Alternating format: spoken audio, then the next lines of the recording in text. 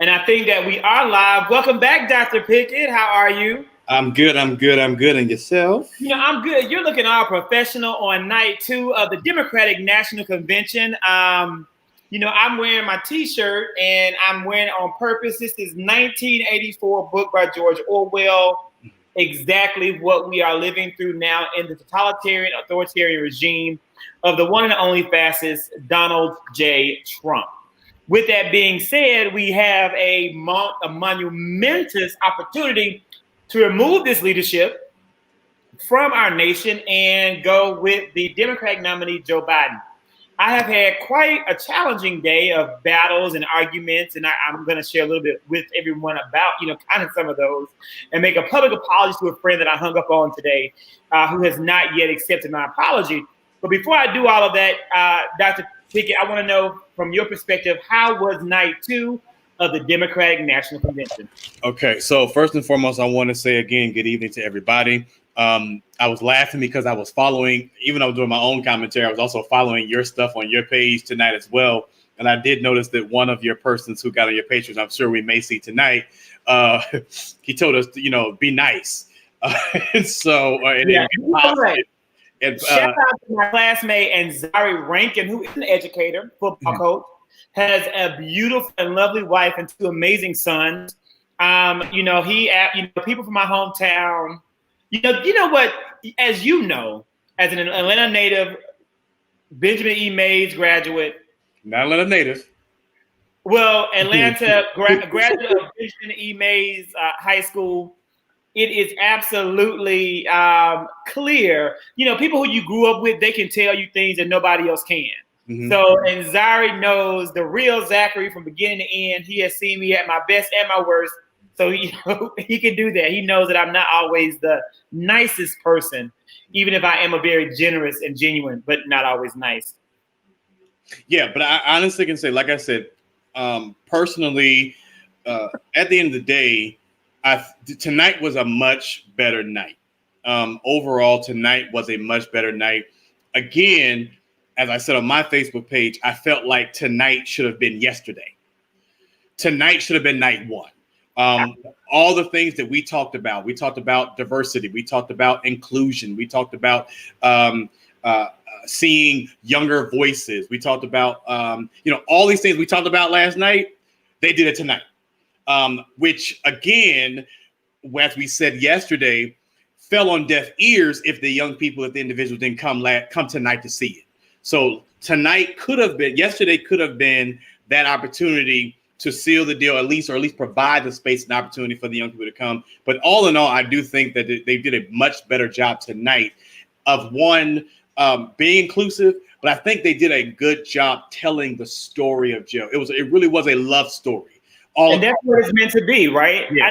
And I hate that, and I won't belabor last night too much. Cerinthia, you are correct. Cerinthia also knows me from college, so she can say this. I think anyone who really knows me knows that I can't hide anything. And so when I'm happy, I think that happiness kind of radiates all over my face. I am happy. Mm-hmm. I thought that night two was a dream come true, DeAndre. I agree. I wish last night could have been as good as tonight. Mm-hmm. I think about people that maybe watched last night and tuned out or turned away when they didn't see tonight. But tonight was exactly what you wanted it to be. Tonight, I feel as though I saw the Joe Biden that I have always known to exist, that I've always loved, and that I've always respected. President Barack Hussein Obama, I feel, will go down as one of the most relatable and most easily, even when I think Anzari said in the chat on my thread tonight, even if you did not like President Obama's policies, he still made you walk away with a smile. You still were excited to see him. You still wanted to be in his presence because he's so relatable and he's such a good person with his relationship skills. I think Joe Biden has those same skills, but we haven't been able to see them manifest or see them really come out. And tonight, I feel like we saw that clearly. I think you saw it last night in the story about him on the bus. You saw it with the elevator attendant who was a part of the delegate. Smart. Yeah, that's the real Joe Biden. And then his story is such an American story. I had somebody on my page. I had somebody on my watch live to say boring and more Republican pandering, no progressive or appeal to younger voters, and again policies. Thank God for AOC. Now, here's the thing about that. I don't know what she could have done in 60 seconds that could have appealed.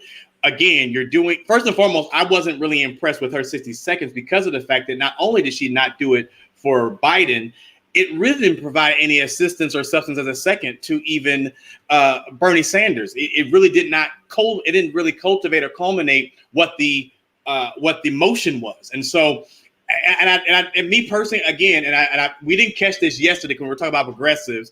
We didn't catch this yesterday, but I don't even necessarily fully see her being what I classify as the voice of the progressive movement. I do. I don't know if I necessarily agree if that's because, again, it goes back to my definition again yesterday of what progressives are. I don't necessarily believe that progressive means buck the system. I think progressive does mean, however, you need to be able to have as I said before, it's almost like me saying that I'm bringing in a first-year medical student who is just getting their grounding to now come and operate on me. I do believe that she has a voice. I do believe that she is a voice. I don't believe, however, that you can speak from a place as if you know it all already. You only been there 2 hop, skips, and a jump. No, you're right. So you have to be very careful about what ruffles and feathers that you ruffle before you go in there and create this divisiveness. And I think right now that kind of rhetoric doesn't always help the again.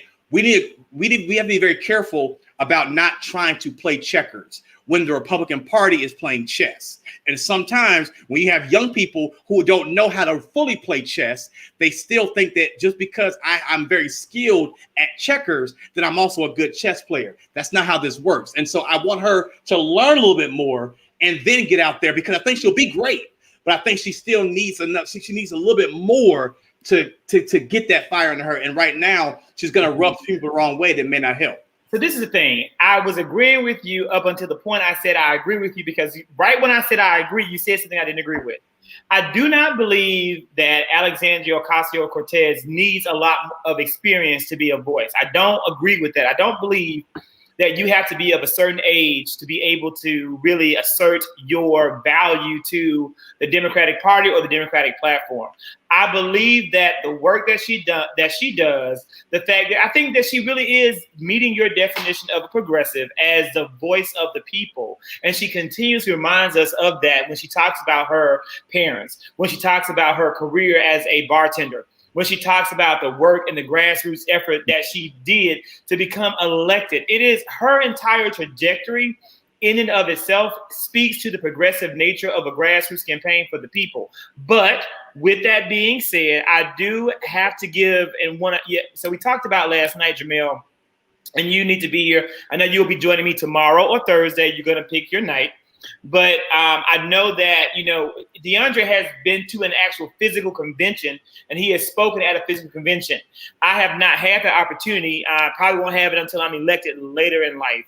But I have watched every single convention. And I do, and we said last night that this was a chance to do something different, to go in an innovative, different direction. And that's where I'm coming from when I give the critique, is that I want this to be different, to be better, and to have capitalized on, one, a larger audience that's captivated because there's nothing else on TV, and two, to get people in who are truly undecided. And again, Cynthia, I agree. I think DeAndre just spoke to it. I don't think anybody was impressed with it. But to my girl's defense, it's very hard to be impressive in 1 minute of airtime for a pre-recorded speech when your job is to give voice to the Bernie Sanders fans in the Democratic Party who we don't want them to feel neglected. And again, Jamel Riggins, DeAndre, is one of the most savvy political minds out there that's not a political commentator.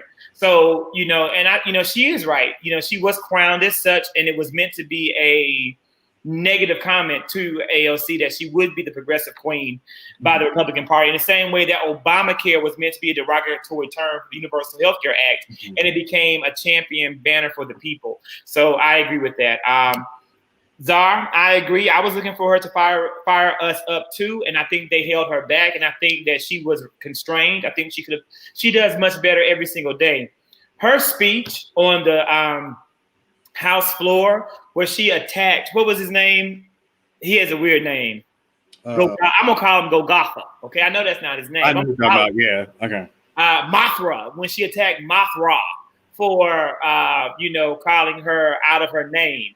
That was one of the best speeches that I've seen from the House floor in 2020, and we've seen some great shows this year. So I really wish that she could have been able to really speak and really express her opinion. And how are you, Angela? We need you here as well. Let's see what Jamel also added in. You do know how to play. You do know how to play the game. DeAndre, do you feel as though what we saw tonight was good gamemanship from the Democratic Party? I think the Democratic Party knows how to play chess. The problem is they don't know how to play it to win. They know how to jump rope. They don't know how to double dutch. Again, that's what I'm saying. You can always know how to play the game. I just don't know if they know how to play it to win. So I think that they're moving. They're using. I think what they feel has always worked. I want to go back for 2 seconds to all the individuals on mine and yours, because I want people to understand. Not one time did you hear me say that I don't believe that she is a good individual and I think she deserves to be there. Nor did you not hear me say that I'm not saying that she has validity of who she is and where she is. What I am saying is that we have to be very careful about the positions that we take, so that because we're trying to unify a party. We're trying to also bring in new voices.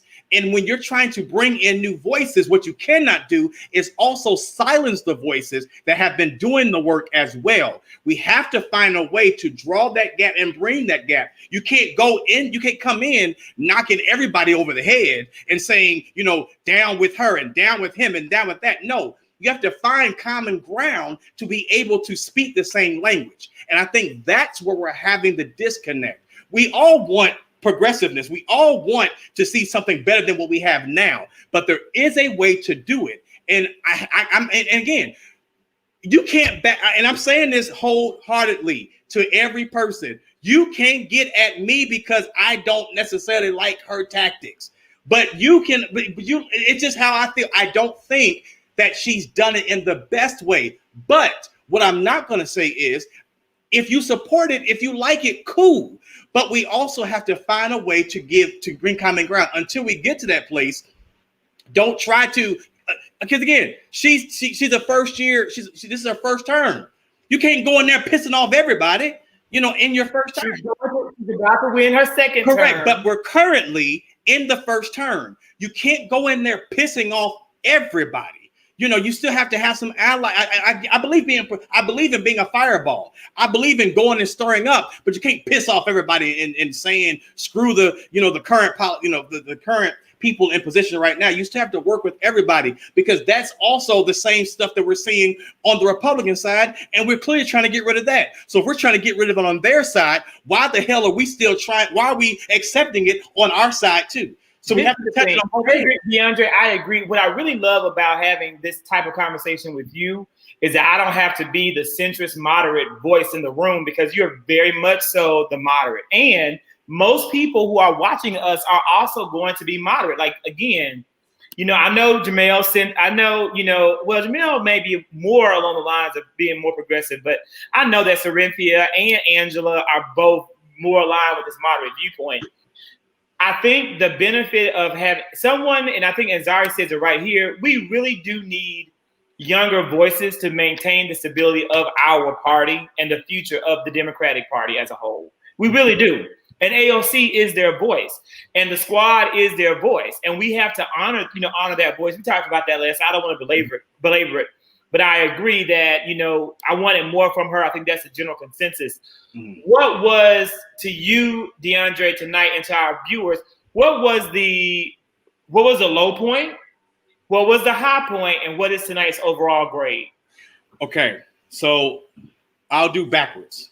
So for me, the high point. And I'm trying. And what's weird for me is I'm actually not even moderate, which is really funny. But I think the high point for me again was the love story. It hopefully began to kind of show why we fell in love with Joe. We've always loved Joe. He's quirky. He's off the rails. He's off his rockers, but we've always loved Joe. He's not always been the choice of that we've always wanted, but we've always loved him. Even when he ran many times, I've never always been just in this whole. I never felt like he was the perfect person for any role, but we've always loved him because he's always been consistent on who he is. So it began to have that concept about the love story. The low point for me, and I said this on my Facebook page, the low point for me was the fact that I think that there for the roll count for me. First of all, I love the roll call. I think the roll call was kind of cool. I think there was different. They were quick because those of us who've been to conventions, we know roll calls go forever, and we were so glad that it go quick. But one of the things that I don't, it was a high and a low for me because I don't think the people who do the actual announcements of the states. I do like the fact that some of the states actually went against the grain and chose regular, everyday people, chose community leaders to actually be the voice of the voters. Some of the states. I don't like the fact that a lot of the states went with the political figures and they went with the people that you see all the time. I ain't gonna lie to you, for Minnesota, if I see Amy Klobuchar one more time in this convention, I promise you, I'm gonna have a fit because I have seen her 12,000 dang on times as if she's the only person out of Minnesota. But I just didn't. I feel like again, giving more voice to the regular people has been absolutely amazing. So that for me is what I love. I'm dealing with this Bayang. It won't. This one piece, this one Bayang. Right, Ange, seriously, Ange, listen, I'm tired of seeing her. I'm sorry, I'm tired of seeing her. Like, please. I agree. I also enjoyed seeing regular people being represented. I thought that whole portion lasted too long. It would have been good if every state really, if you're going to do that, make it like Miss America. Make it where every state is highlighted, special parts of the state, have it be consistent, and then have, again, it be those activists who we don't know. People that we want to go and look up and find on Instagram and follow them because now we don't know more about them, what they do, and what they bring to the table. But can we please give a shout out to North Carolina, Miss Kazi, baby. I don't know what she was on. I don't know if she had a little sip before she did that. I don't know what happened, but she said, let me tell you something. I've been doing this a long time. She said, let me be real with it. Like, that was probably one of the realest moments. Miss Kazi, baby, gave me everything. You hear me? Oh, that was great. I think that may be one of the highlights of the night. Of the convention. For me, the low point, it was great. I mean, this was just everything I wanted it to be. Tracy Ellis Ross, who's America's girlfriend forever. I mean, you couldn't have picked a more endearing person to really host the night. I'm trying to think if there was anything. I mean, I love seeing. I guess a weakness. Maybe Sally Yates, but she really wasn't a weakness. It's Sally Yates, Yeah. So, her husband. I loved, first of all, I loved, oh, Jesus, I forgot his name that quick. Oh, my God. He was in, how's that again? Colin Powell. Of course, I love me some Colin Powell. The gentleman in the wheelchair. Oh, my geez. Yeah. That gave me, that kind of, it was a tearjerker for me. I love I love the opening with the 17th. Shout out to Sam Park.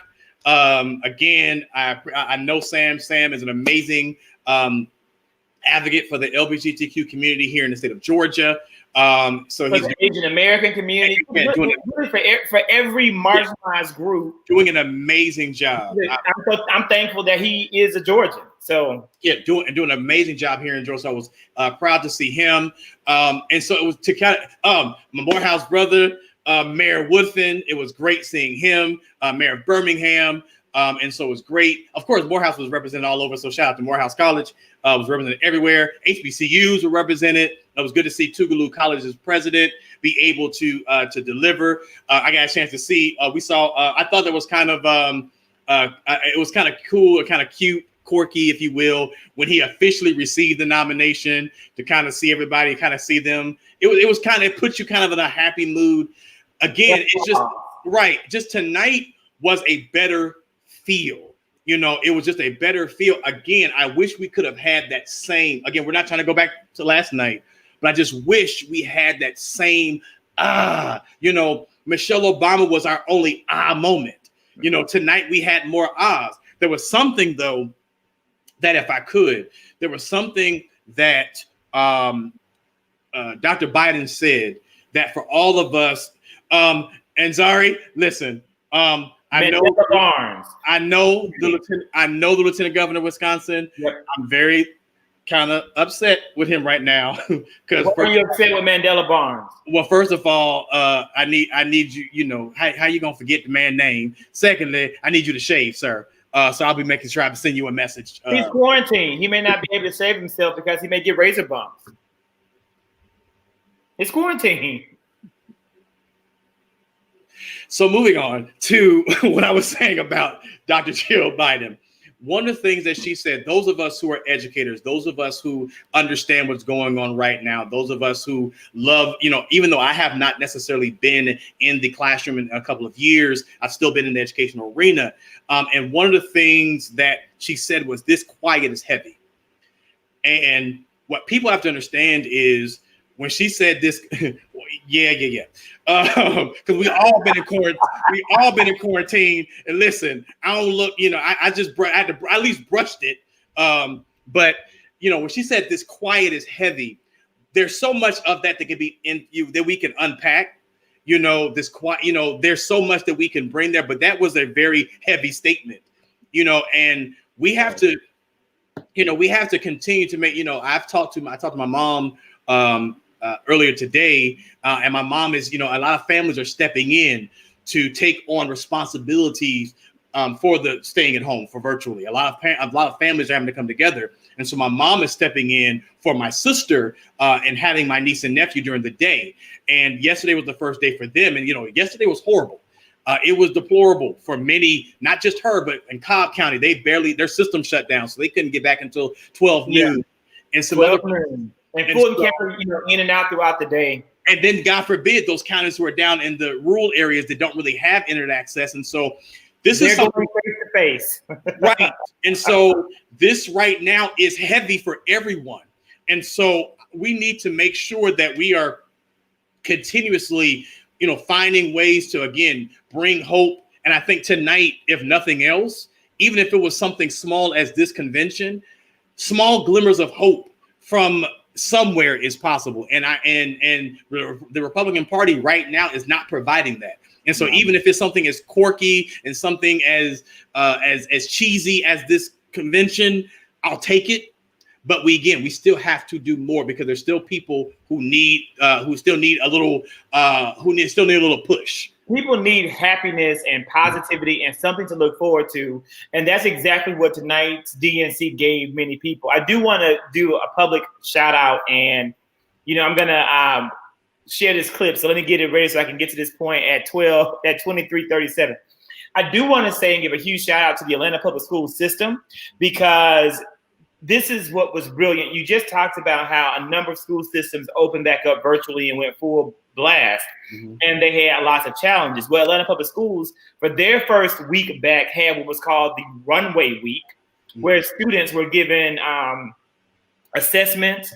They were given measures of their social and emotional health and wellness. They were given like reading inventories, math assessments to see what learning they left the end of the year with without having say tests, to then be able to have diagnostic measurements, to then be able to give the teachers data to then move them forward. That was a really good thing, because we all know that you need data to inform what you do with instruction. But what was really brilliant about it on the whole back end is that it gave you more flexibility in how you open schools back up virtually.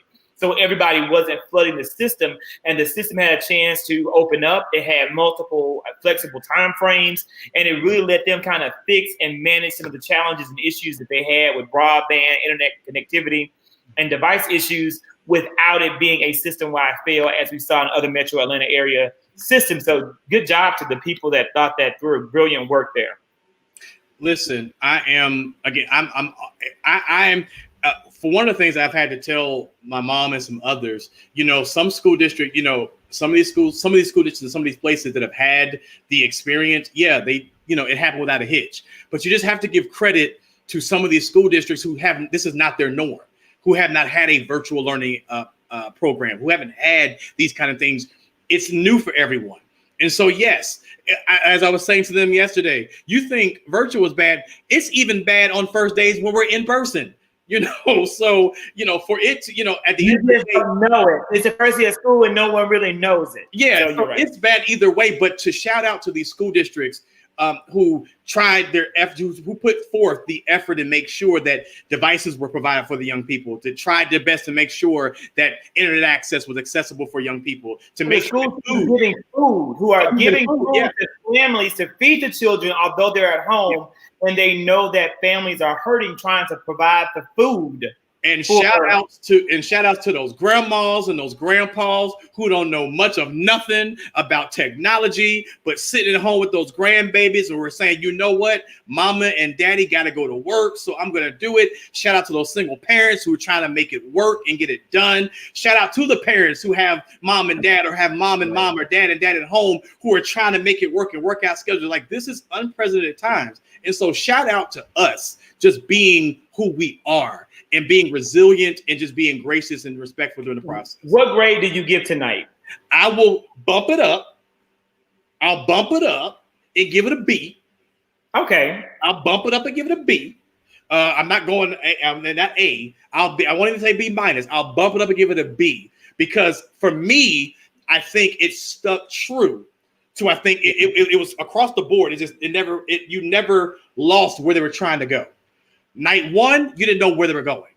Tonight, you were very clear. Yeah. It was very clear.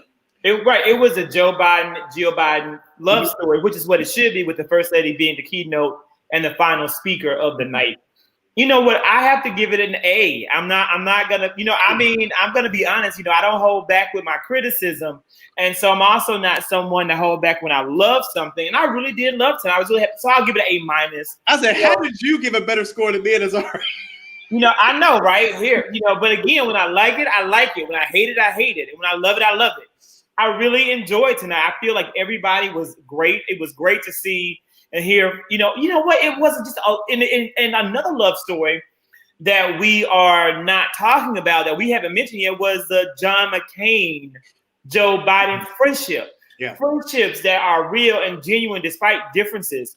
Mm-hmm. That is something that I need to work on in my life, right? Because I don't have a lot of friends who don't think like me. Because once I find out that you're supporting Donald Trump, you can't be my friend anymore. Mm-hmm. And so, I'm going to pray about that when Joe Biden becomes president. I can't do it now because I'm too angry. But once Joe becomes president, maybe I can work on some of those friendships. Mm-hmm. And everybody's giving it a B except me. So I'm very likely to be wrong. Last night I gave it a C minus, and I was the only one.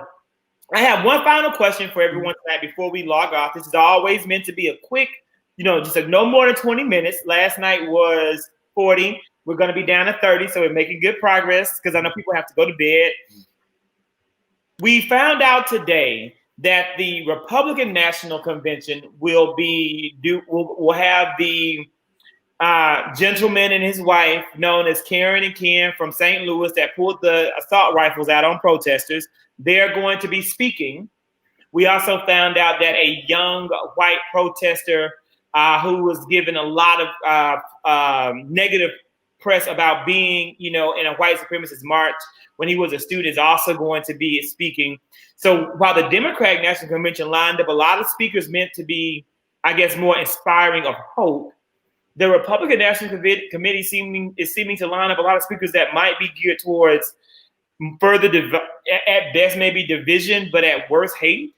Do you think that is going to rally up their base and really bring and motivate people to come out in large numbers for them? That maybe tonight we saw a Biden love story, but maybe we'll hear and see from the RNC a hate story. Is that hate story going to be effective in 2020 in the way that it was in 2016? I think that for this particular, I think people are noticing. I think people are noticing, honestly. we're there. People, I think, they're not as dumb or naive to turn a blind eye to the divisiveness. It's very clear. Like, yes, there are, obviously, we know that there's just some people who are his base who are just like, all right, they're going to be him. They don't care. And honestly, that kind of rhetoric stirs them up. But again, I am against this concept or this idea that, again, tonight or the Democratic convention is supposed to be ultimately pandering to the Republicans. What I think, though, it is showing that there are so many people who are moving away, who can still stay Republican, but are moving away from the person representing them. And so they're not saying that they're leaving the Republican Party. What they're saying is the person who is there, exactly. The person who ultimately represents them does not represent them. John Kasich said it last night. He is a Republican. He is a part of the party of Lincoln. He believes in that. See, that's who they are. They may as well. That's the boy, Angela. Guess what? You did that. This boy is going to speak. Mm-hmm. This is who I was referring to earlier. I didn't know I forgot his name and forgot the incident.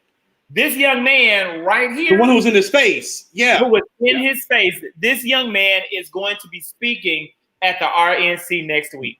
But if you think about though, and then I'll say this and I'm done. The Democratic Party each night positioned someone specifically. You had the father of the young man in Charlottesville who was killed, the soldier who was killed, and you had the young lady whose father passed away, and she told him that the only pre-existing condition that he had was trusting President Trump. These are clear examples of people who have been hurt and who have been who are disheartened by the work that this president has done. So they can bring divisiveness, but they're bringing the result of his divisiveness.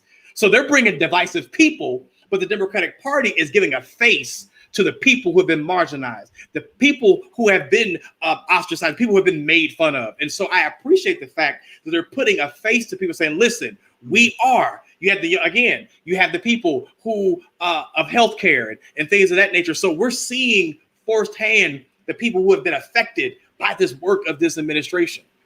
So, yeah, right. Yeah, I agree 100%. So it's going to be interesting to see how that plays out. So, my friend, thank you for joining me tonight, and thank you to everybody who watched. We can't wait to tomorrow. We are hoping. I hope tomorrow is going to be even better, and it's going to go to the next level, and it's going to just be like amazing, with President Obama, and then I'm hoping that Joe Biden seals the deal with everybody who has any doubts about his ability to speak well and to articulate and to really be on message. So I'm hoping that Thursday is the highlight, of the day. So, hey, Rodney, you're here and we are on our way out. Thank you so much. Can't wait for you to join us on tomorrow with Jamel. All right, guys, thank you. Have an awesome, awesome night.